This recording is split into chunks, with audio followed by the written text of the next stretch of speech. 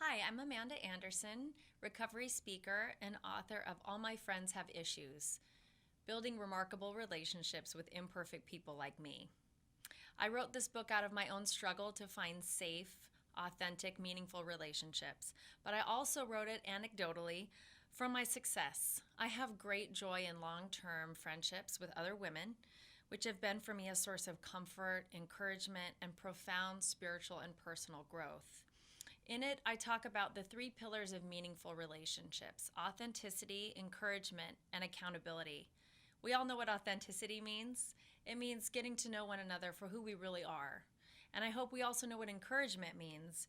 It means that we are each other's greatest cheerleaders. We spur one another to love and good deeds, as it says in Hebrews. But where we may get tripped up in friendship and in the church is in the concept of accountability. If you spent any time in church, you've probably heard the concept. You may have even been encouraged to develop an accountability partner, someone in your life who would help you to overcome a certain sin or a certain bad habit.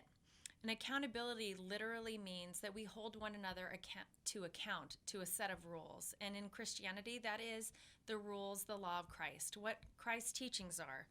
But this can get a little bit tricky, can't it? Because many of us have been hurt in the church by someone who offered a rebuke without any real knowledge of who we were or what we were struggling with. Many of us have been hurt by someone who rebuked us in the moment, and rather than being spurred on to love and good deeds or to change our actions, we may have become defensive because we felt that they offered a rebuke without empathy or a knowledge of our true character or our struggles.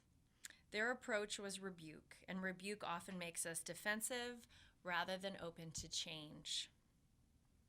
Personally, I believe that accountability is absolutely critical to my personal growth in relationships and to my faith in Jesus, but I prefer the idea of accountability through restoration.